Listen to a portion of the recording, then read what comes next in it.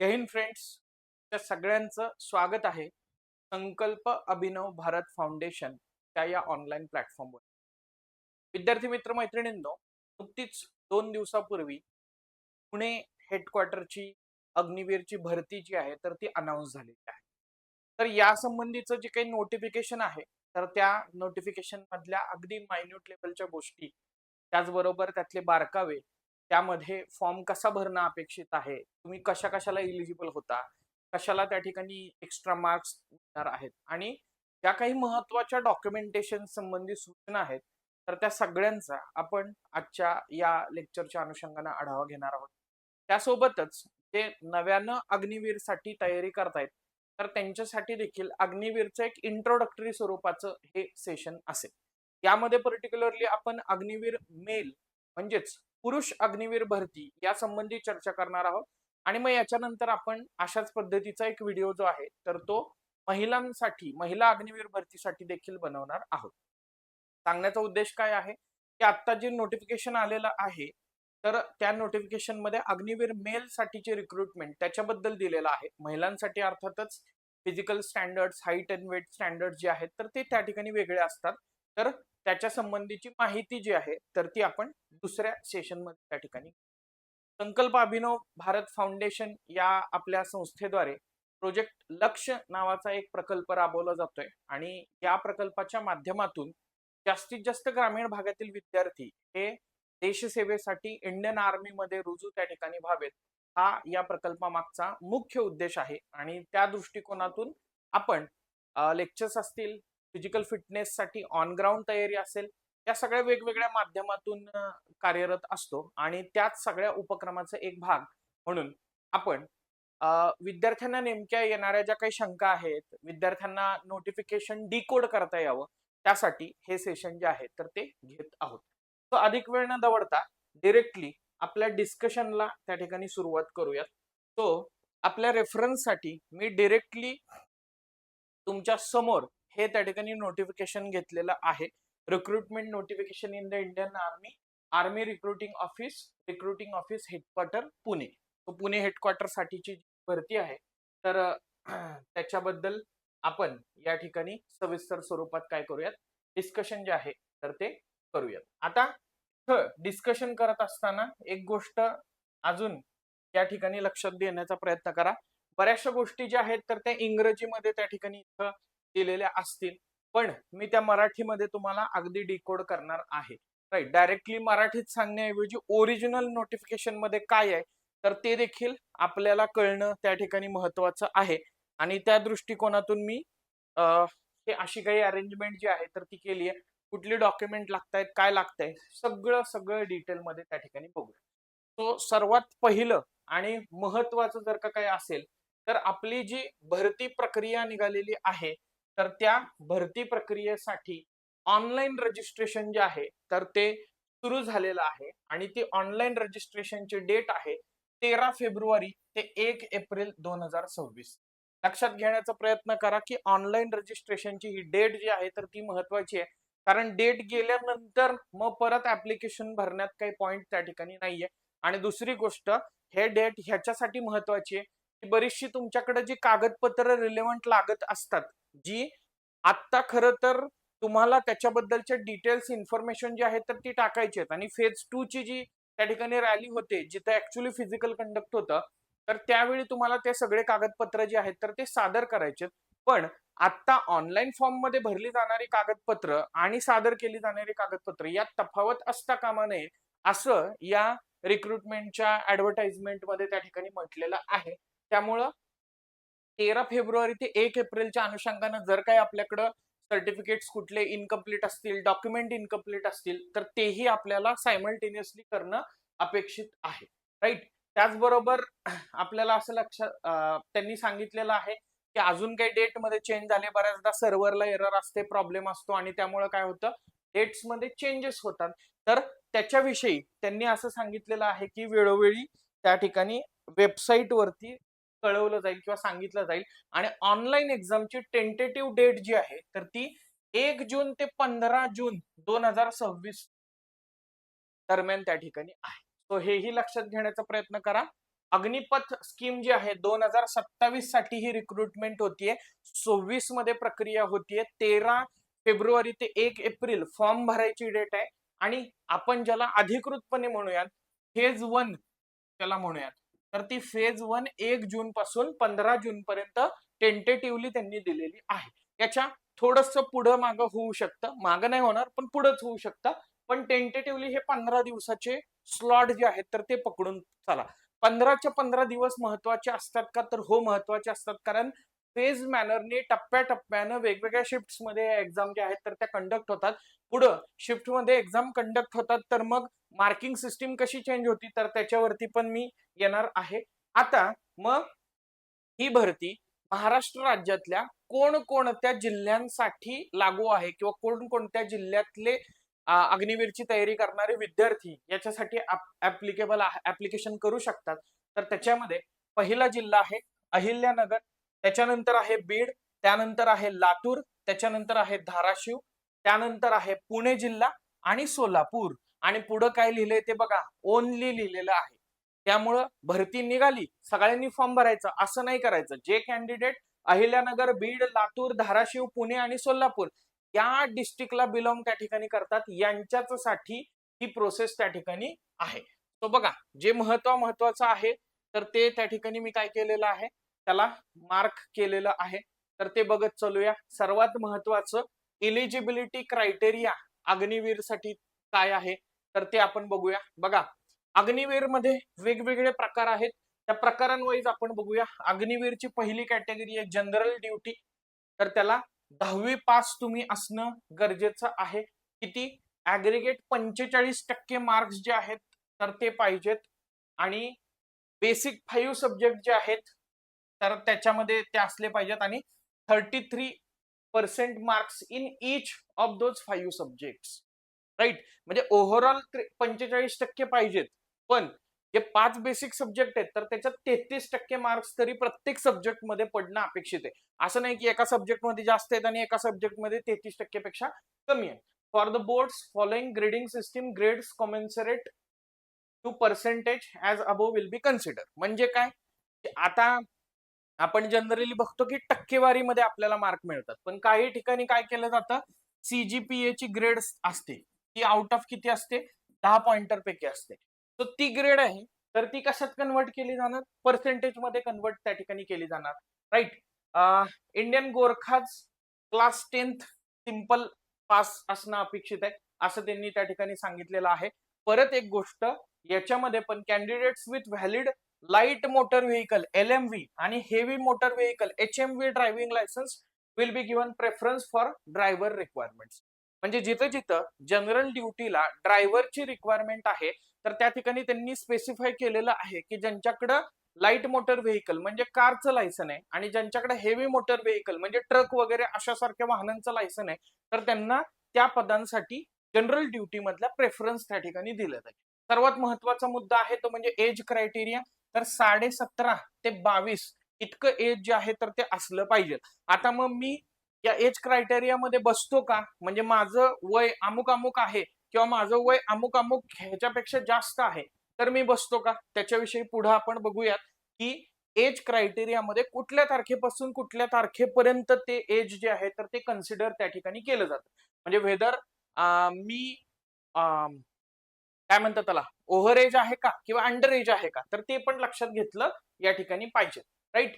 चला पुढचा मुद्दा बघूयात आपण. पुढच्या मुद्द्यामध्ये आता अग्निवीर टेक्निकल आहे सर्वात महत्वाचं. राईट.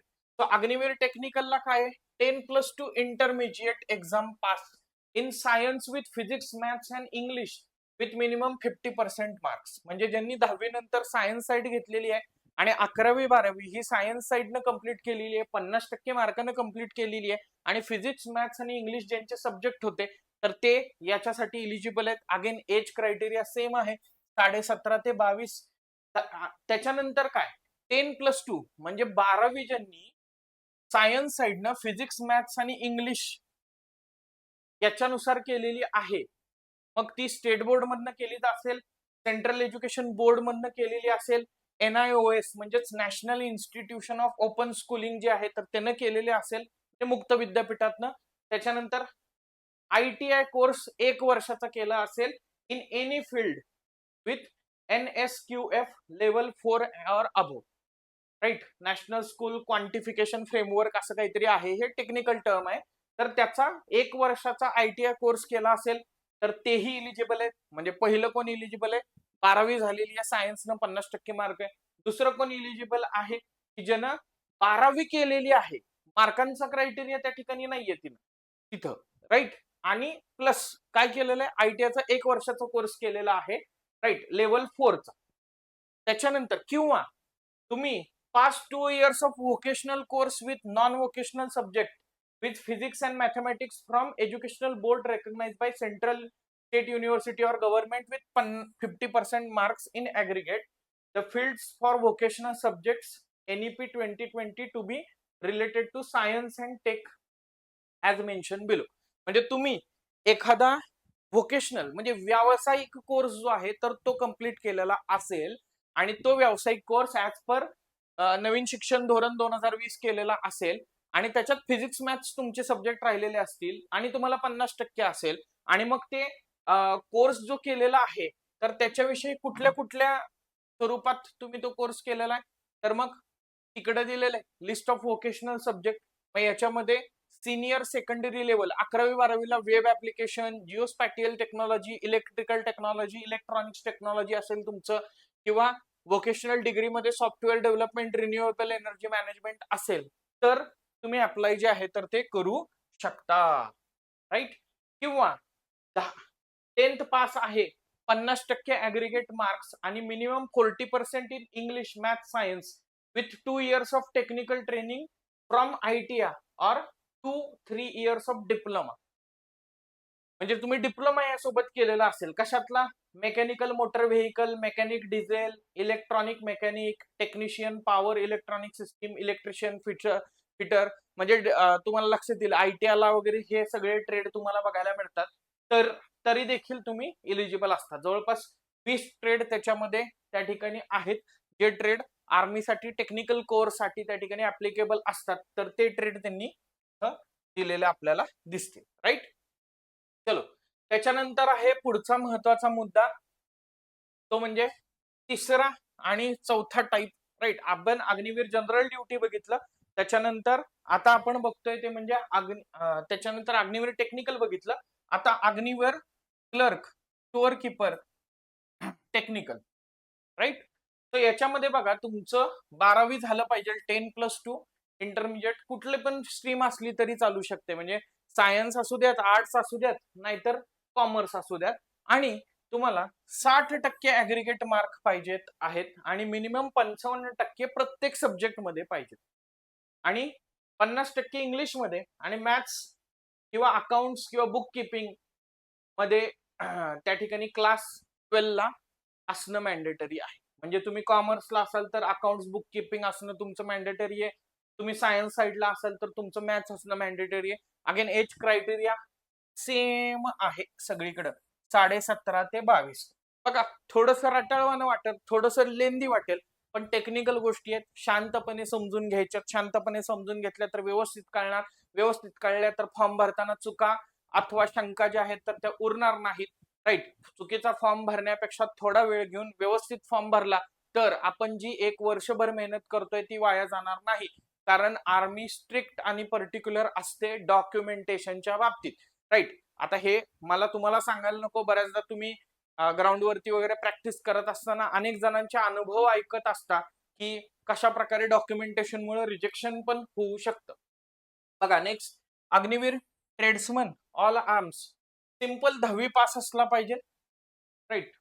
आणि 33% बेसिक सब्जेक्ट मध्ये पाहिजे अग्निवीर ट्रेड्समन. आणि त्याच्यानंतर ट्रेड्समन मध्येच दुसरी एक कॅटेगरी आहे, सिंपल 8वी पास असला पाहिजे आणि 33% बेसिक सब्जेक्ट मध्ये असले पाहिजेत. एज क्रायटेरिया सेम 17.5 ते 22. सो एजच्या बाबतीमध्ये कुणालाही काहीही कन्फ्युजन नसावं, अग्निवीर मेल साठी 17.5 ते 22 हा एज क्रायटेरिया त्या ठिकाणी आहे. आता पुढचा मुद्दा आपण बघूयात, मल्टिपल कॅटेगरी ऑप्शन्स. बघा, the Agniveer candidates can apply for select 2 Agniveer categories over and above regular entry categories based on their eligibility. म्हणजे असं आहे की मी जनरल ड्युटीसाठी पण ऍप्लिकेबल ठरतोय आणि त्याचबरोबर टेक्निकल साठी पण ऍप्लिकेबल ठरतोय किंवा मी अग्निवीर क्लर्क साठी पण ऍप्लिकेबल ठरतोय. सो मल्टिपल कॅटेगरीमध्ये मला ऍप्लिकेशन करता येतं का? तर हो, मला मल्टिपल कॅटेगरीमध्ये ऍप्लिकेशन करता येतं. बघा, fill up forms and apply for 2 categories separately. पण मला एकाच फॉर्म मध्ये करता येणार आहे का? नाही, सेपरेटली करता येणार आहे. कन्सिडर करा, आता मी सायन्स ग्रॅज्युएट आहे, मग मी जनरल ड्युटीला करू शकतो का अप्लाय?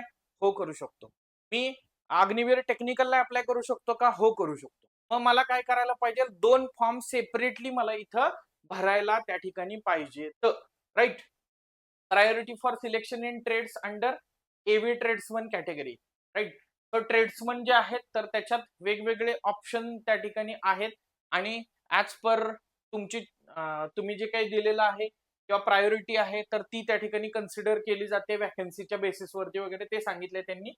बघा, candidates who have appeared in class 10th, class 12th board exam, NIOS and ITI course who are awaiting declaration of result are also eligible to apply provided fulfill all the other qualification required. Such candidates, however, shall only be selected when they produce original mark sheet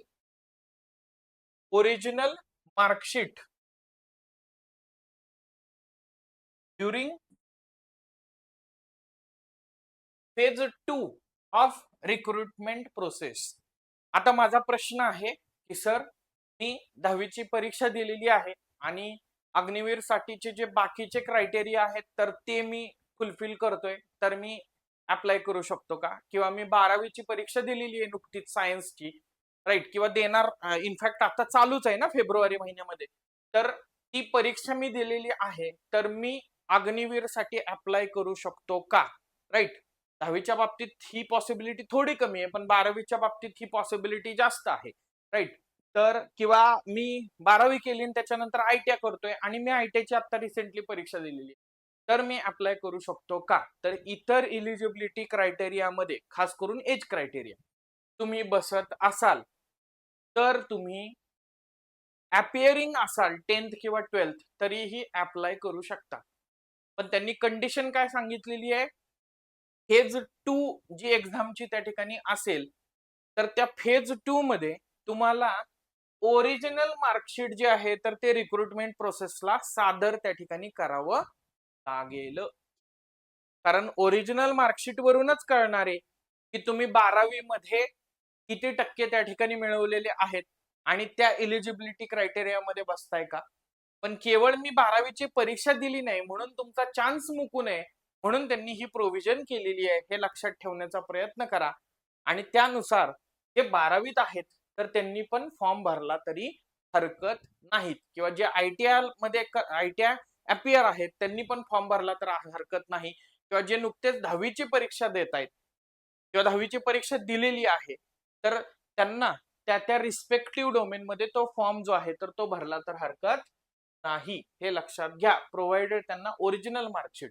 आणि ही phase 2 कधी असणार आहे? Phase 1च आपली जून मध्ये, phase 2 त्याच्यानंतरच्या टप्प्यामध्ये असणार आहे आणि मग तोपर्यंत तुम्हाला आरामात ओरिजिनल मार्कशीट जे आहे तर ते मिळून जाते. आता मग डेट ऑफ बर्थ कधीपासून कन्सिडर केली जाणार? कशासाठी? हे 17.5 ते 22 एज आहे ना, तर त्याच्यासाठी तुमचा जन्म हा 1 जुलै 2005 ते 1 जुलै 2009 या कालखंडामध्ये झालेला असला पाहिजे. अगदी 1 जुलै 2005 ला झाला असला तरी चालेल किंवा 1 जुलै 2009 ला झालेला असला तरीही चालेल. बोथ डेट इन्क्लुझिव्ह असं इथं लिहिलेलं आहे.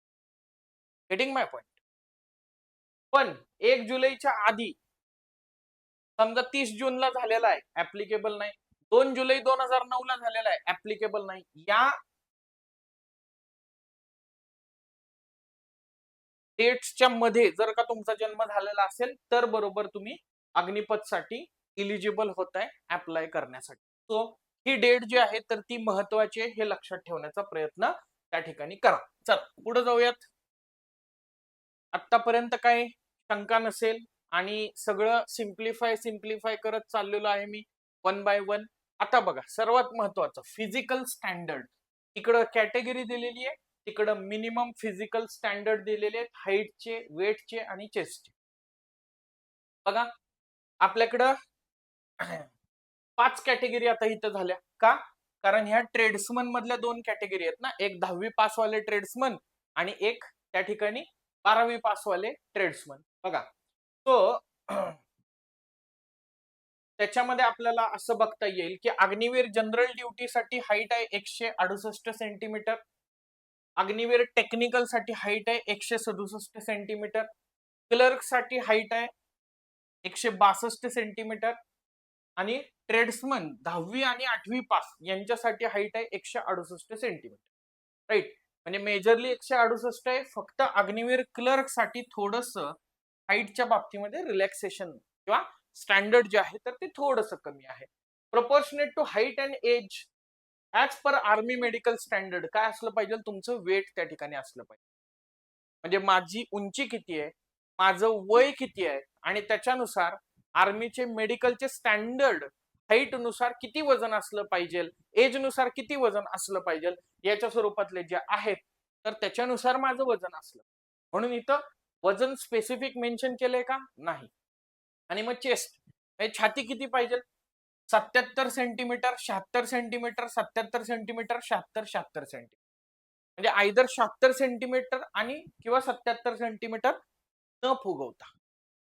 आणि मग फुगवून छाती किती, त्याचं एक्सपान्शन जे आहे, विस्तार जो आहे तर तो 5 सेंटीमीटर झाला पाहिजे. तो हा क्रायटेरिया आहे. 77 म्हणजे इथं किती झाला पाहिजे, 77 आणि 5 83. इथं किती झाला पाहिजे, 76 आणि 5 81. तो सायमल्टेनियसली इथं 82 आणि 81 अशा पद्धतीनं झाला असला पाहिजे. तो हे स्टँडर्ड आहे.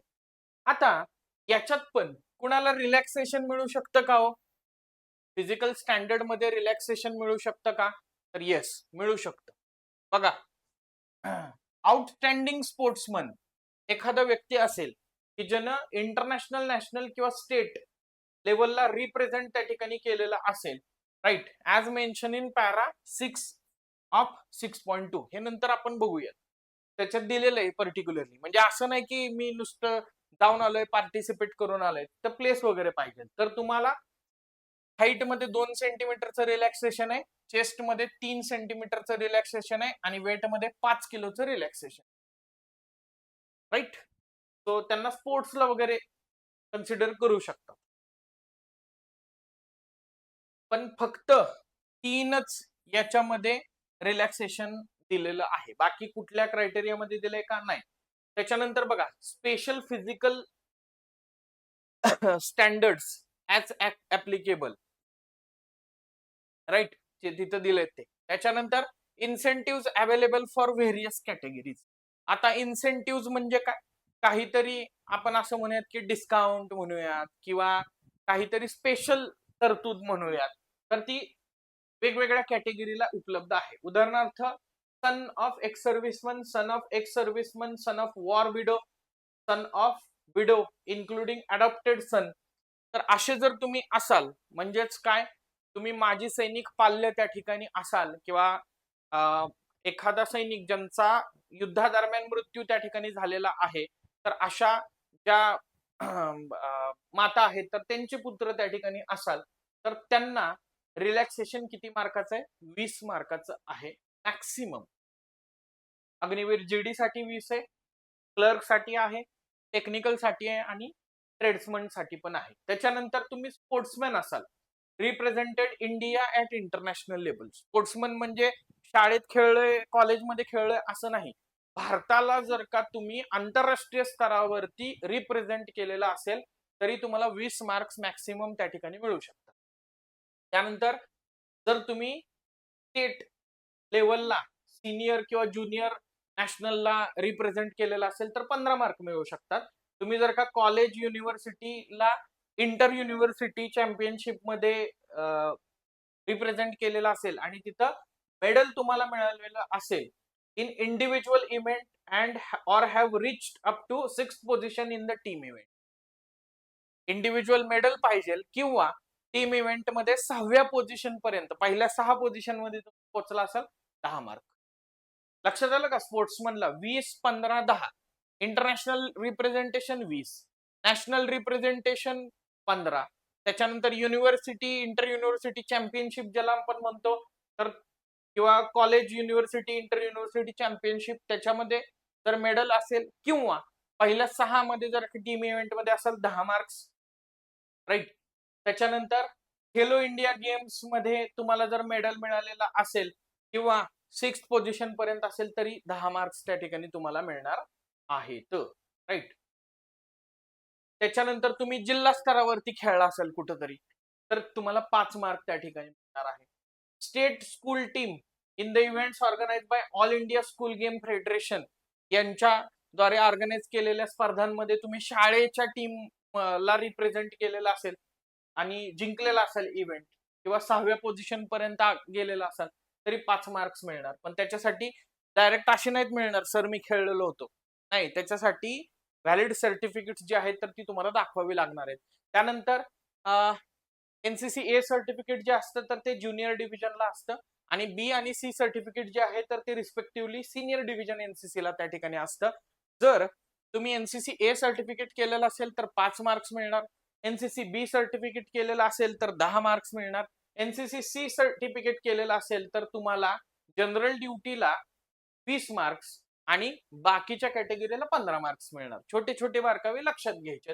आणि मग तुम्ही जर का एनसीसी सी सर्टिफिकेट केलंय तर तुम्ही रिपब्लिक डे ची जी परेड असते ना, आरडीसी कॅम्प ज्याला म्हटलं जातं, एनसीसी वाल्यांना हे लक्षात येईल, तर आरडीसी मध्ये जर का तुम्ही त्या रिपब्लिक डेच्या कंटिजंट मध्ये एनसीसी चे कॅडेट म्हणून असाल तर तुम्हाला जनरल ड्युटीसाठी 25 मार्क आणि इतर कॅटेगरीसाठी 20 मार्क्स मॅक्सिमम दिले जातील, right.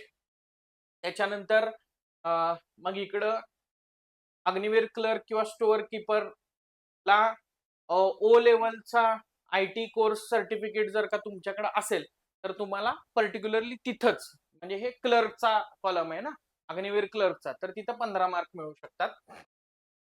Bonus mark for ITI diploma qualified candidate, तो तुम्ही 10+2 इयर्स आयटीआय कोर्स केला असेल 20 मार्क तिथंच का, कारण तो टेक्निकलचा एक कॉलम आहे तिथं म्हणून, right.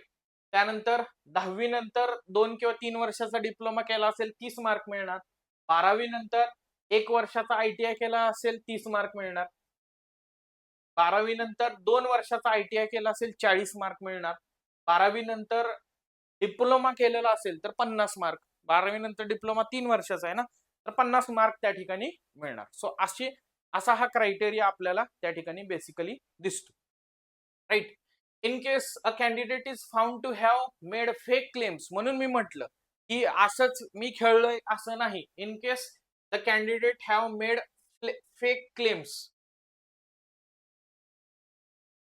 at any stage or furnished fake certificates to unfairly secure bonus marks or relaxation in physical measurement standards for the sports person only, his candidature is liable to be cancelled at any stage of recruitment. असं clear cut message त्यांनी दिलेला आहे की जर का तुम्ही खोटं बोललात, जर का तुम्ही खोटी सर्टिफिकेट सादर केली किंवा स्पोर्टला आपण मगाशी बघितलेलं की रिलॅक्सेशन होतं तर ते मिळवण्यासाठी फेक सर्टिफिकेट सादर केली तर तुमचं कॅन्डिडेचर कॅन्सल होऊ शकतं. त्यामुळे शक्यतो अशा उद्योगांच्या नादी लागू नका.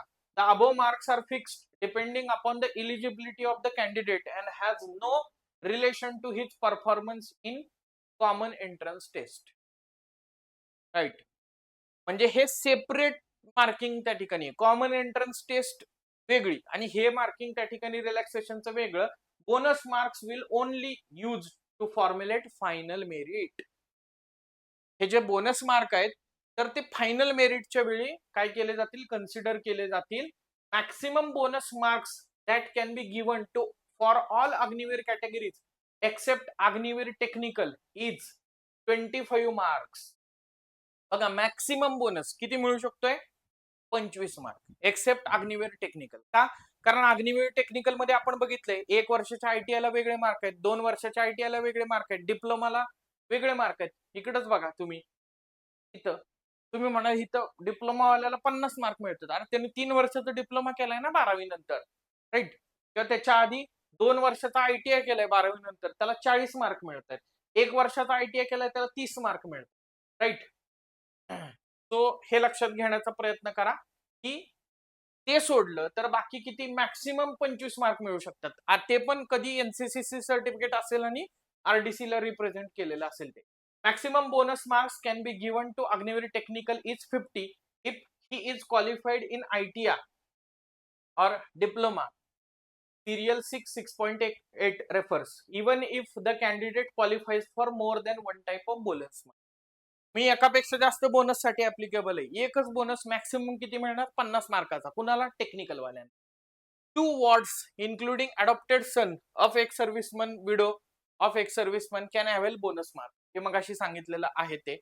All original certificates and mark sheet including highest education qualification as filled up in the application form online is to be carried by all above categories at rally site. म्हणून मी सुरुवात जी केलेली होती की काय एवढं निरखून हे नोटिफिकेशन बघायचं आहे, कारण आपण आता ऑनलाईन फॉर्म मध्ये जी माहिती फिलअप करतोय तीच सर्टिफिकेट्स आपल्याला काय करावी लागणार आहे at the time of rally. Rally म्हणजे फेज 2. तर तिथं जेव्हा आपण फिजिकली तिथं जाणार आहोत पहिली फेज 1 पास झाल्यानंतर, तर तेव्हा दाखवावी लागणार आहे. त्याच्यानंतर बघा, Agniveer will be enrolled in the Indian army under Indian army act 1950 for the period of 4 year. म्हणजे अग्निवीर किती कालावधीसाठी निवडले जाणार आहे? तो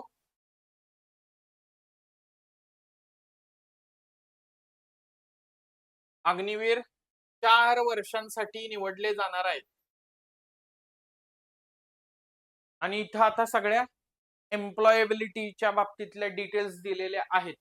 त्याच्यानंतर 4 वर्षानंतर काय केलं जाणार आहे? तुम्हाला परमनंट एनरोलमेंट इंडियन आर्मी मध्ये. तर त्याच्यासाठी एक संधी त्या ठिकाणी दिली जाणार आहे. पण ती संधी देत असताना पण ऍप्लिकेशन पुन्हा करावं लागणार आहे. त्याची प्रोसेस सगळी सेंट्रलाइज त्या ठिकाणी असणार आहे. आणि तुमचा 4 वर्षाचा जो एकंदरीतच तुमचं जे एंगेजमेंट आहे आणि त्याच्यामध्ये तुमचा जो परफॉर्मन्स आहे, तर त्या बेसिसवरती 25% स्पेसिफिक अग्निवीर बॅचच्या 25% यांना कशामध्ये शिफ्ट केलं जाणार आहे? रेग्युलर केडर मध्ये शिफ्ट केलं जाणार आहे, right? So Agniveer will not have any right to be selected for further enrollment in the Indian Army. Selection of the Agniveer for the further enrollment, if any, shall be at the discretion of Indian Army. म्हणजे 4 वर्ष तुमची अग्निवीरची सेवा झाल्यानंतर त्याच्यानंतर 25% ह्या cadre मधला कोटा जो आहे तर तो परमनंट त्या ठिकाणी केडर साठी कन्सिडर केला जाईल.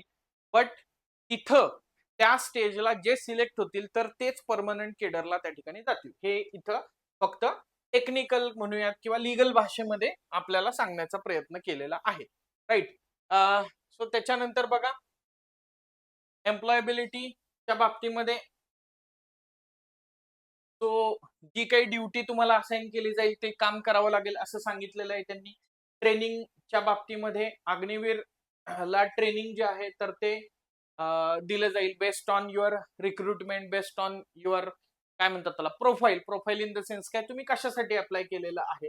लिव्हच्या बाबतीमध्ये बघा, following leave are applicable for the engagement period. म्हणजे 4 वर्षामध्ये तुम्हाला अॅन्युअल लिव्ह 30 दिवसाची त्या ठिकाणी एका वर्षामध्ये घेता येऊ शकते.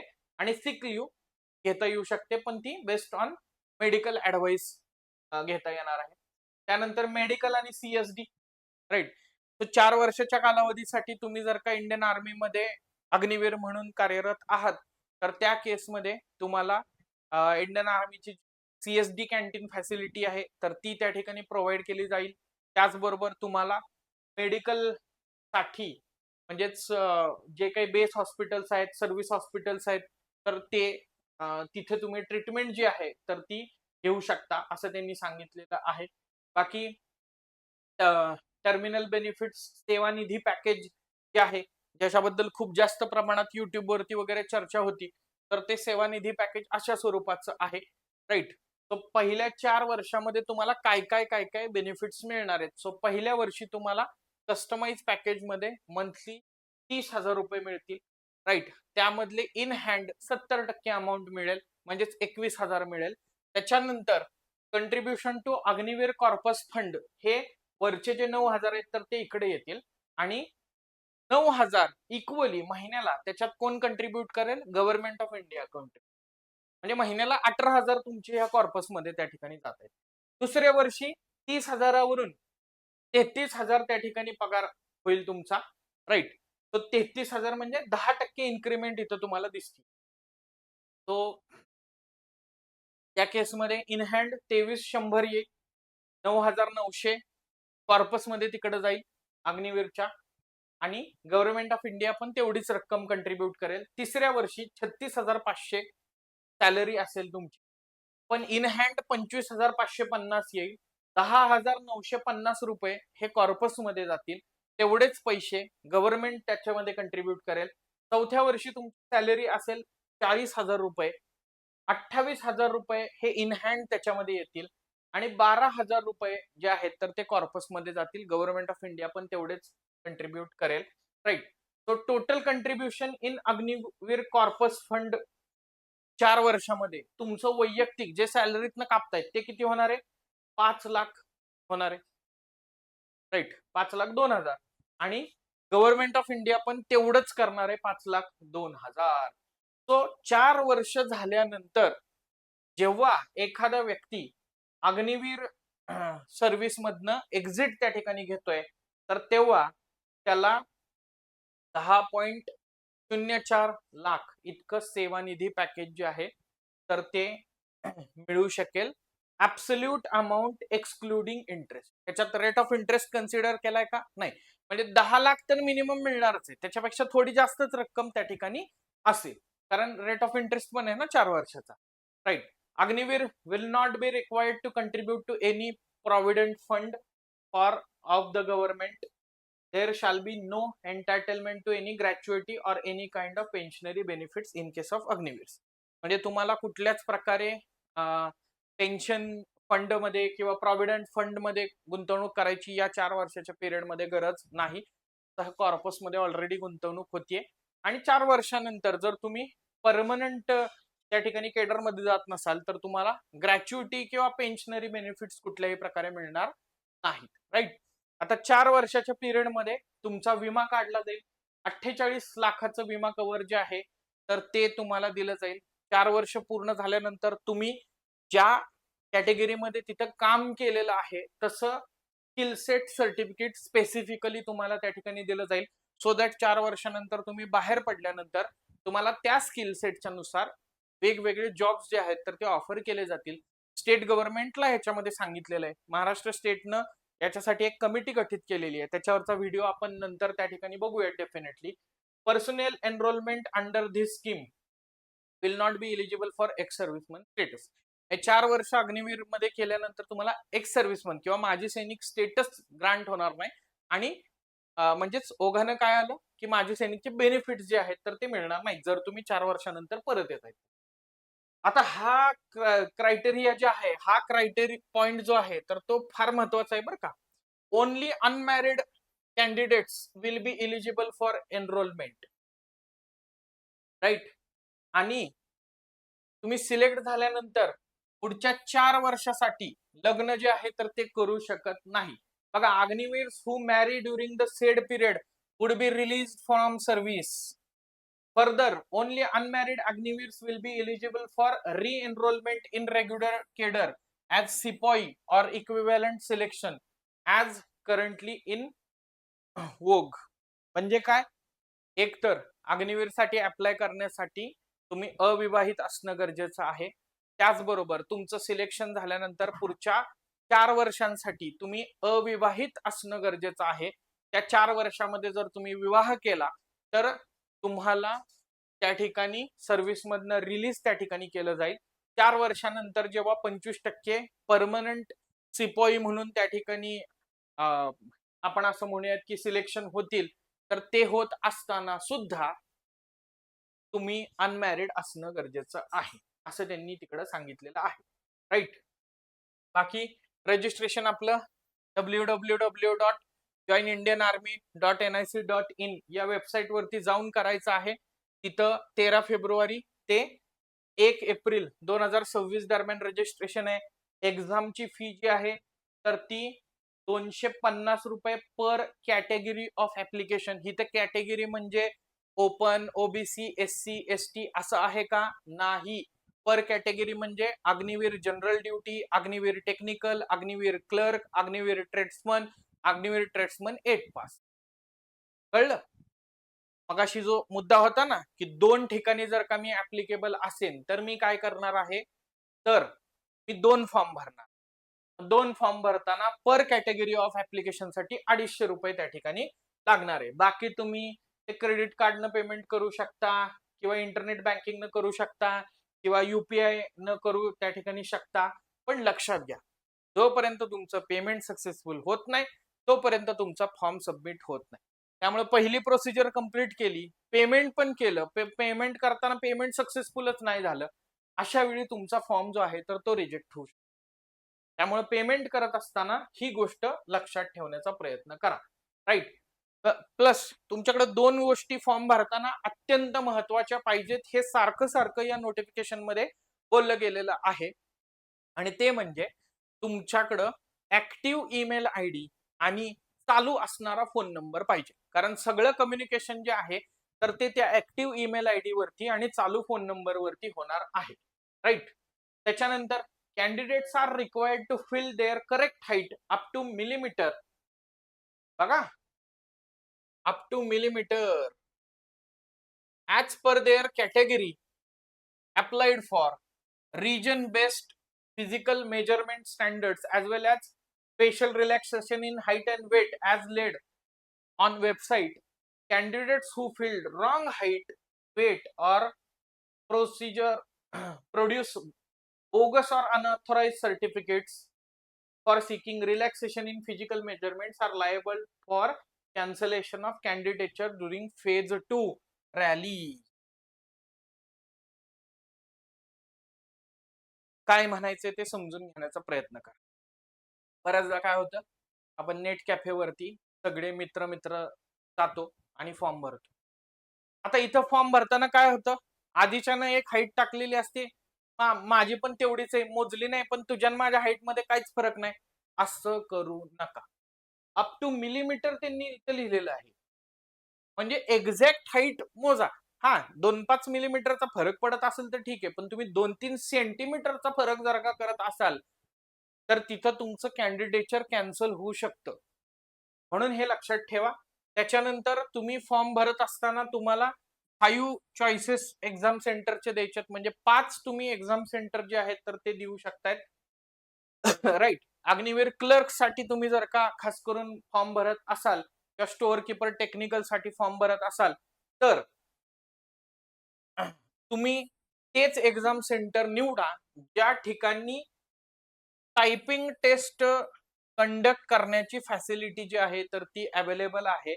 आणि अनेक्स्चर एफ मध्ये महाराष्ट्रामध्ये कुठं कुठं टायपिंग टेस्ट ची फॅसिलिटी आहे तर ते दिलेलं आहे. राईट. 10-12 सेंटर्स आहेत, त्यामुळे काही काळजी करायची गरज नाही. सो लक्षात ठेवायचंय, 5 सेंटर आपण निवडू शकतो आणि अग्निवीर क्लर्क वाल्यांनी टायपिंग टेस्टची फॅसिलिटी ज्या सेंटरला आहे तेच सेंटर निवडणं अपेक्षित आहे.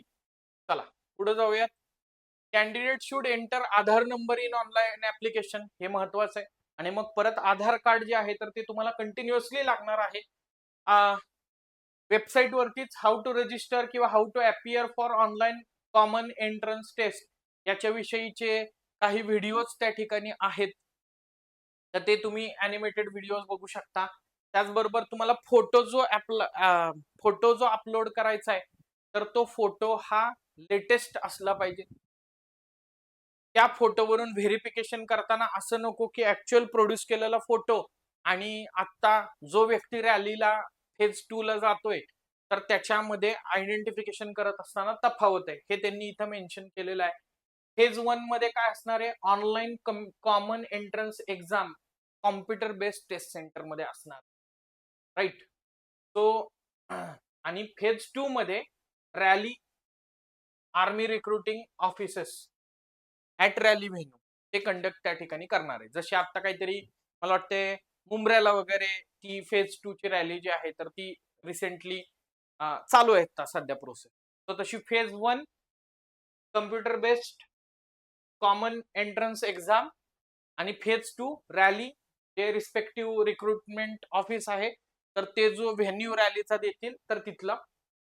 फेज 1 मध्ये काय आहे तर कलर प्रिंट पाहिजे आपल्याकडे ऍडमिट कार्डची आणि ऍडमिट कार्डची कलर प्रिंट घेऊन तिथं अपियर झालं पाहिजे, राईट. सो तुमची ज्या डेटला परीक्षा आहे त्या टाइमला परीक्षा आहे त्याच टाइमला तिथं जाणं गरजेचं आहे.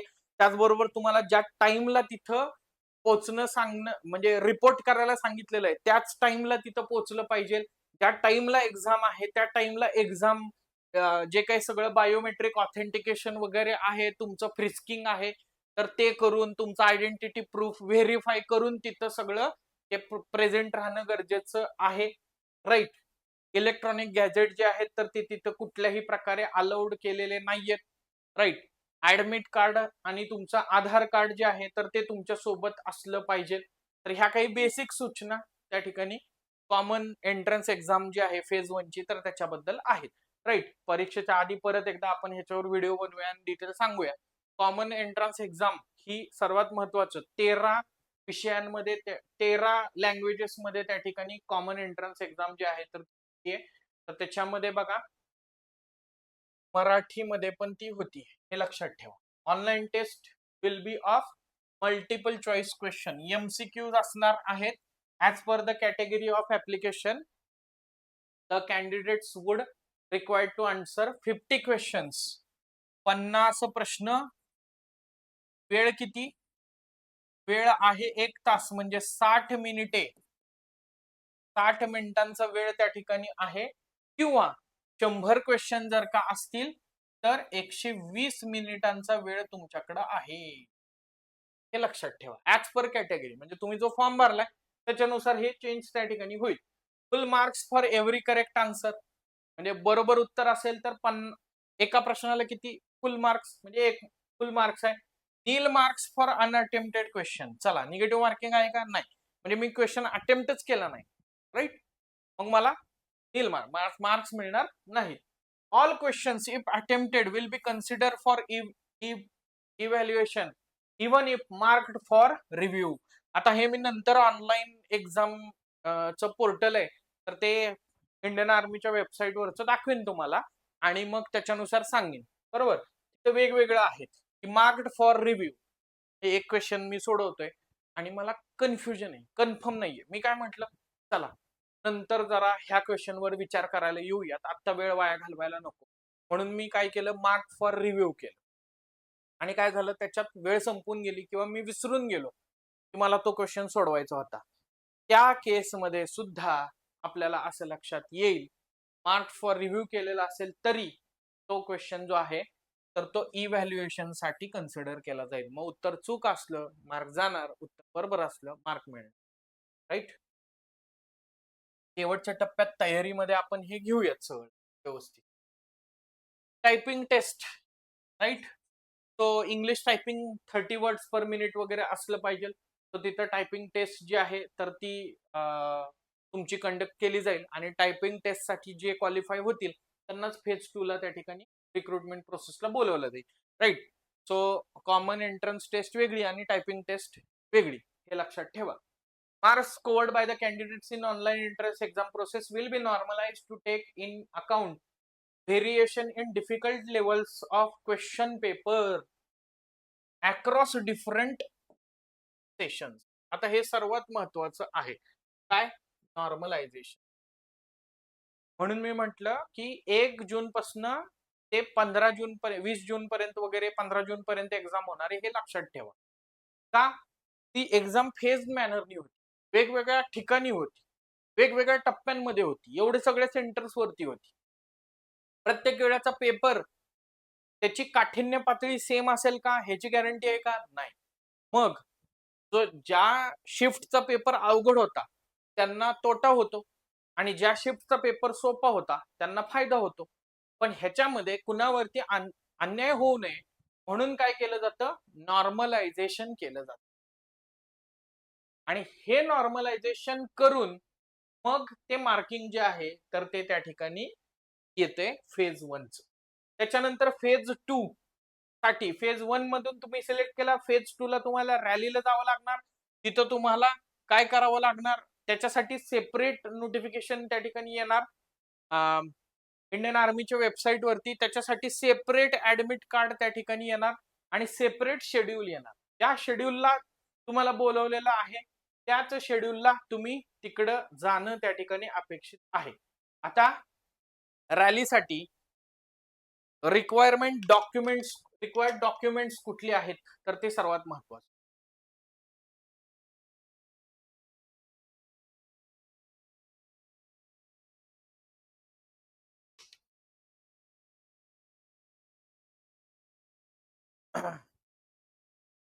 बघा, admit card printed on laser printed on good quality paper, do not shrink, म्हणजे रिडक्शन वगैरे मारू नका, प्रॉपर. त्याच्यानंतर फोटोग्राफ किती पाहिजे, तो फोटो 20 फोटो पाहिजेत, अनअटेस्टेड, म्हणजे त्याच्यावर काही साईन बिन नको. Passport size colour photographs developed on good quality photographic paper with white background, not more than 3 months old. यातलं सर्वात महत्वाचं काय आहे ते बघा. किती कॉपी पाहिजेत, 20 पाहिजेत. कशा पाहिजेत, अनअटेस्टेड पाहिजेत. कुठली साईज पाहिजे, पासपोर्ट साईज पाहिजे. कुठले पाहिजेत, कलर पाहिजे, राईट. आणि not more than 3 year old पाहिजे, 3 month ओल्ड. आता लगेच नोटिफिकेशन आलं म्हणून फोटो काढायला जायचंय का, नाही. आपला ऍड फेज 1 मध्ये मी पास झालो, फेज 2 ला मला जायचंय, फेज 2 ला जायच्या 15 दिवस आधी किंवा 10 दिवस आधी किंवा 1 आठवडा आधी मी फोटो कॉपी काढणार. Computerise photocopied shop photograph will not be accepted. Mobile वरती काहीतरी करतो मी, नको. जाऊ दे थोडे पैसे, हरकत नाही, पण त्यांनी प्रॉपर दिलंय का नाही तिथं की हे चालणार नाही, मग आपण उद्योग करायचे नाही. कॉम्प्युटराइज्ड म्हणजे आजकाल काय, आपण ऑनलाईन पण वेबसाईट आहे ना, resize my image in passport size, तसं करायचं नाही. किंवा झेरॉक्स सेंटरला पण फोटो मिळतात, तसं करायचं नाही. आता मी काय फोटोग्राफर नाही, ते मला फायदा होणार आहे म्हणून मी तुम्हाला हे सांगतोय.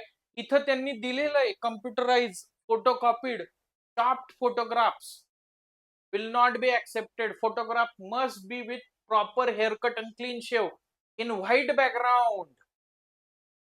व्हाईट बॅकग्राऊंड मध्ये असले पाहिजे, क्लीन शेव असली पाहिजे, प्रॉपर हेअरकट असला पाहिजे. एज्युकेशन सर्टिफिकेट्स, त्याच्यामध्ये तुमचं जे एज्युकेशन झालेलं आहे तर ते सगळे सर्टिफिकेट जे आहेत तर ते तुमच्याकडे असले पाहिजेत. मग 10वीचं मार्कलिस्ट बोर्ड सर्टिफिकेट, 12वीचं मार्कलिस्ट बोर्ड सर्टिफिकेट, बाकी काय पुढे ITI झालाय, डिप्लोमा झालाय, तर ती सर्टिफिकेट जी आहेत, राईट, ती किंवा प्रोव्हिजनल जर का असेल ना, आता मी 12वीची परीक्षा दिली आहे तर प्रोव्हिजनल किंवा online certificate should be certified in ink signed by the head of the educational institution of concern board किंवा युनिव्हर्सिटी.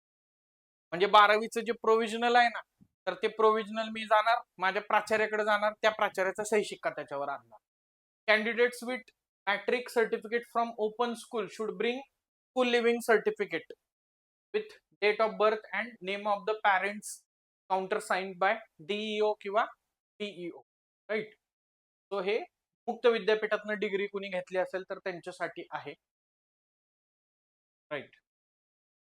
तर जे 8वी पास त्या ठिकाणी आहेत तर त्यांनी TC जे आहे आणि डिस्ट्रिक्ट इन्स्पेक्टर ऑफ स्कूल किंवा डिस्ट्रिक्ट एज्युकेशन ऑफिसर, तर त्याच्या साईननं ते घेऊन यायचंय. डोमिसाईल सर्टिफिकेट लागेल तहसीलदार कार्यालयातलं, कास्ट सर्टिफिकेट लागेल, रिलीजन सर्टिफिकेट त्या ठिकाणी लागेल तहसीलदार कडचं, राईट. पोलीस कॅरेक्टर सर्टिफिकेट जे आहे तर ते शेवटच्या 6 महिन्यात लागेल. हे आता नाही लागणार, हे पुढच्या टप्प्यात लागणार आहे, पण तरी पण लक्षात घ्या. स्कूल कॅरेक्टर सर्टिफिकेट लागणार आहे. School character certificate issued by school college principal headmaster where candidates last study, right. तो ते शेरा देतात ना बऱ्याचदा, याचे वर्तन चांगले आहे वगैरे. कॅरेक्टर सर्टिफिकेट परत काय तुमचा नगरसेवक असेल किंवा सरपंच असेल तर त्यांच्याकडून. अनमॅरिड सर्टिफिकेट पण आहे लास्ट 6 मंथचं. तर ते विलेज सरपंच किंवा म्युन्सिपल कॉर्पोरेशन तर त्यांच्याकडनं ते लिहून देतात त्यांच्या लेटर हेडवर, काय अडचण नाही. रिलेशनशिप सर्टिफिकेट जर तुम्ही एक्स सर्व्हिसमनचे पाल्य वगैरे असाल, माजी सैनिक पाल्य, तर ते लागेल. एनसीसी, आता ते बोनस मार्क पाहिजेत ना, मग A B C सर्टिफिकेट झालेलं असेल, आरडी परेड झालेली असेल तर ते सर्टिफिकेट तिकडे लागतील. स्पोर्टचे सर्टिफिकेट रिस्पेक्टिव्हली तुम्ही कुठे जिल्ह्याला रिप्रेझेंट केलंय, राज्याला रिप्रेझेंट केलंय, आंतरराष्ट्रीय स्तरावर रिप्रेझेंट केलंय तर ते लागतील. ऍफिडेव्हिट, राईट, 10 रुपयाच्या नॉन ज्युडिशियल स्टॅम्प पेपर वरती ऍफिडेव्हिट जे आहे त्यांनी फॉर्मॅट दिलेला आहे तर त्या फॉर्मॅटमध्ये पाहिजे. पॅन कार्ड आणि आधार कार्ड. टॅटू संबंधी काही सूचना या ठिकाणी दिलेल्या आहेत, त्याच्याशी रिलेटेड सर्टिफिकेट्स आहेत तर ते पण दिलेले आहेत. Certificate of indemnity bond, right. Indemnity bond मध्ये काय की मग माझ्या स्वतःच्या जबाबदारीवर वगैरे येतोय रॅली रिक्रुटमेंट मध्ये काय झालं तर त्यासाठी मी स्वतः जबाबदार असेन वगैरे वगैरे, असं काय काय काय काय आहे त्यात, राईट. रिक्रुटमेंट रॅली तर त्याचे फिजिकल फिटनेस टेस्ट आहे बघा. तर त्या फिजिकल फिटनेसचे स्टँडर्ड काय, ग्रुप 1 मध्ये अप टू 5 मिनिट 30 सेकंदामध्ये जर 1600 मीटर झालं तर 60 मार्क मिळणार, बरोबर. आणि मग त्याच्या खाली 48, 36, 24 आहे. 5 मिनिट 31 सेकंद ते 5 मिनिट 45 सेकंदाला, 5 मिनिट 46 ते 6 मिनिटाला, हे तुम्हाला माहितीच आहे, राईट. त्यानंतर 10 पुलअप्स 40 मार्क आहेत, 9 पुलअप्सला 33 मार्क आहेत, 8 पुलअप्सला 27 मार्क आहेत, 7 पुलअप्सला 21 मार्क आहेत, 6 पुलअप्सला 16 मार्क आहेत, राईट. आणि 9 फीट डिच खड्डा जो आहे तर ते क्वालिफाय झालं पाहिजे आणि झिगझॅग बॅल त्यामध्ये पण क्वालिफाय झालं पाहिजे. मेन कशाला आहे, 1600 मीटर आणि पुलअप्सला आहे, लक्षात ठेवा, राईट. 10 पुलअप्स मारता आले एका दमात तर आपल्याला 40 मिळतील आणि 5 मिनिटं 30 सेकंदामध्ये जर 1600 मीटर काढता आलं तर आपल्याला 60 मार्क मिळतील. काय वेगळं सांगायला नको, तुम्हाला चांगलं माहिती आहेच, रोज डोक्यामध्ये पळताना तेच असतं आपल्या, बरोबर. मेडिकल एक्झामिनेशन अंडरवेट आणि ओव्हरवेट जर का असेल, मेडिकल एक्झामिनेशन कधी होणार, फेज 2 मध्ये रॅलीमध्ये जर का तुमचं फिजिकल सगळं मेजरमेंट आले ओके, 1600 मीटर ओके आलं, हे सगळं ओके आलं, त्यानंतर लगेचच तिथंच मेडिकल टेस्ट होती. अंडरवेट किंवा ओव्हरवेट असाल तर तुम्हाला 21 दिवसाचा वेळ दिला जातो आणि मग एखादं मिलिटरी हॉस्पिटल नियरेस्ट जे असेल तुमच्या तिथे किंवा कमांड हॉस्पिटल किंवा बेस हॉस्पिटल दिलं जातं, तिथं रिमेडिकल एक्झामिनेशन होती, राईट. किंवा तुम्ही मेडिकली अनफिट वगैरे झालात कुठल्या तरी कारणास्तव तर मग ते बेसिक त्यांनी असं सांगितलेलं आहे की परत तुम्हाला 21 दिवसाचा पिरियड मिळतो की रिव्ह्यू मेडिकल एक्झामिनेशन जी आहे तर ती तिथं होते. हा, आता इथं सर्वात महत्वाचा हा पॉइंट आहे की त्यांचं असं म्हणणं आहे की मेडिकल एक्झामिनेशन जी आहे तर ती आर्मीच्या मेडिकल स्टँडर्ड नुसार होते. त्यामुळे इथं कुणी हुज्जत घालू शकत नाही मेडिकल एक्झामिनेशन मध्ये. नाही, बाहेरचा तर डॉक्टर असं म्हणतोय की तू हे मेडिकल मध्ये बसतय आणि तुम्ही कसं काय नाही म्हणताय. नाही, त्यांनी काय सांगितलंय, the candidate shall be govern by army standards which may be at variance from civil standard. There is no provision for representation or appeal or review after review medical examination. म्हणजे मी रॅलीला गेलो, तिथं मेडिकल अनफिट झालो, मी 21 दिवसामध्ये रिमेडिकल दिलं, तिथं unfit झालो, परत काय करता येणार नाही, हे लक्षात घ्या. तो त्यांनी सांगितलंय मग तुमच्या स्वतःच्या इंटरेस्टमध्ये तुम्ही फ्लॅट फूट आहे का, पुअर विजन आहे का, किंवा डिफॉर्मिटीज आहेत का, फिजिकल मेजरमेंट मध्ये काय आपण बसतोय का नाही, हे एकदा चेक करून घ्या असं त्यांनी सांगितलं आहे, राईट. कानातला मळ वगैरे काढून या असं पण सांगितलेलं आहे त्यांनी.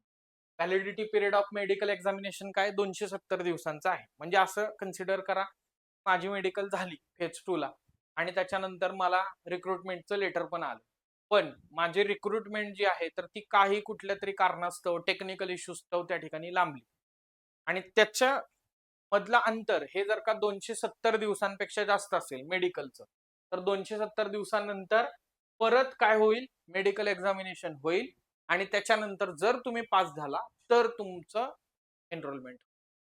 एक्सेप्शनल आहे, राईट, पण लक्षात घेण्याचा प्रयत्न करा. दिलेलं आहे. बाकी ईमेल आयडी आहे. ह्यांनी इथं सांगितलंय की कुठल्याही प्रलोभनांना बळी पडू नका. कोण सांगत असेल माझी सेटिंग आहे, असं आहे तसं आहे, एंट्रन्स पास करून देतो, त्याच्यासाठी पैसे द्या, तर अशा लोकांपासून सावध राहा.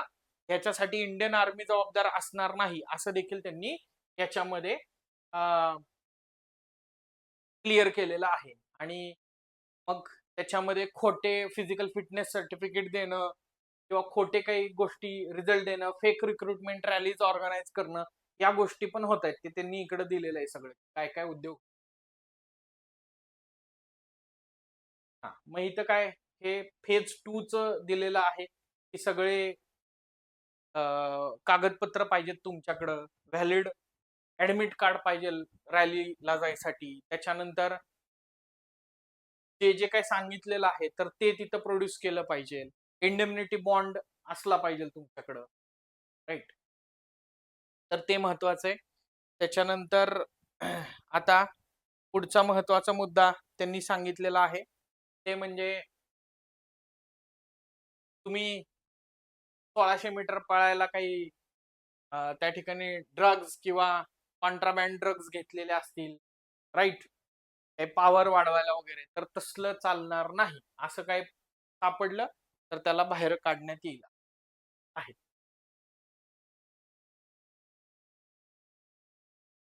त्याच्यानंतर त्यांनी सांगितले की असं होऊ शकतं की रॅली ज्या ठिकाणी आहे त्या ठिकाणी तुम्हाला 2 वेळा किंवा 3 वेळा बोलवलं जाऊ शकतं, म्हणजे फिजिकल झालं, त्याच्यानंतर मेडिकल साठी किंवा त्यानंतर अजून कुठल्या गोष्टीसाठी. तर मग जेव्हा तुम्ही रॅलीला तिथं जाल तर तेव्हा राहण्याची व्यवस्था आपली स्वतःची कुठं आजूबाजूला होतीये का याचा पण विचार करा, असं त्यांनी सांगितलेलं आहे. आणि ही राहण्याची व्यवस्था आपल्याला स्वतः करायची. फायनल रिझल्ट ऑफिशियल वेबसाईट आहे इंडियन आर्मीची, त्याच्यावरती डिक्लेअर होईल. सेपरेट लेटर बिटर कॅन्डिडेटला त्या ठिकाणी येणार नाही. त्यामुळं त्यांनी सांगितलंय की ही कॅन्डिडेटची रिस्पॉन्सिबिलिटी आहे की त्यानं काय केलं पाहिजे, वेळोवेळी इंडियन आर्मीची वेबसाईट चेक केली पाहिजे किंवा इंडियन आर्मीच्या वेबसाईट वरती नेमकं सिलेक्शनची लिस्ट वगैरे आलेली आहे तर ती त्या ठिकाणी कळली पाहिजे, बघितली पाहिजे, तपासली पाहिजे.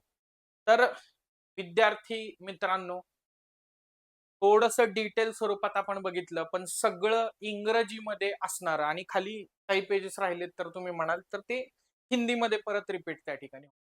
तर सगळं इंग्रजीमध्ये असणार जे काही हे नोटिफिकेशन आहे जे 2 दिवसापूर्वी आलेलं आहे तर ते आपण डिटेल त्या ठिकाणी बघितलेलं आहे. या व्यतिरिक्त तुम्हाला फॉर्म भरताना काही शंका आल्या, डॉक्युमेंट रिलेटेड काही शंका आल्या तर कमेंट करून सांगा. तुमच्या कमेंटला उत्तर त्या ठिकाणी डेफिनेटली दिलं जाईल. पण चुकीचा फॉर्म त्या ठिकाणी भरू नका, कारण त्याच्यामुळं महत्वाचं वर्ष तुमचं वाया जाऊ शकतंय. काय काय डॉक्युमेंट रिक्वायर्ड आहेत तर ते समजून घेण्याचा प्रयत्न करा. एस्पेशली नवे विद्यार्थी घाई गडबड करू नका. आपल्या सगळ्यांचं हे स्वप्न असलं तरी देखील प्रत्येक टप्प्यावरती आपण कॉशियस आणि कॉन्शियस राहणं, सजग राहणं, प्रत्येक टप्प्यावरती काय आपल्याकडून अपेक्षित आहे तर ते कळणं महत्वाचं आहे. आणि म्हणूनच थोडासा विस्तृत स्वरूपात हा व्हिडिओ बनवायचा आपला त्या ठिकाणी. विद्यार्थी मित्र मैत्रिणींनो, अशाच प्रकारे अग्निवीरशी संबंधित इन्फॉर्मेटिव्ह असेल किंवा अभ्यासाशी, कॉमन एंट्रन्स एक्झामशी संबंधित वेगवेगळ्या विषयांचे व्हिडिओ असतील, त्याचबरोबर अग्निवीरच्या डोमेन मधल्या वेगवेगळ्या गोष्टींसाठी भेटत राहूयात आणि एकत्र तयारी करूयात आणि यशापर्यंत सोबत राहून संघर्ष करून ते यश साजरं करण्याचा प्रयत्न करू. तर तुम्हाला सगळ्यांना अग्निवीरच्या तयारीसाठी संकल्प अभिनव भारत फाउंडेशन तर्फे, त्याचबरोबर माझ्यातर्फे लाख लाख सदिच्छा. आजच्या व्हिडिओमध्ये इथेच थांबूयात. धन्यवाद, जय हिंद आणि बाय बाय.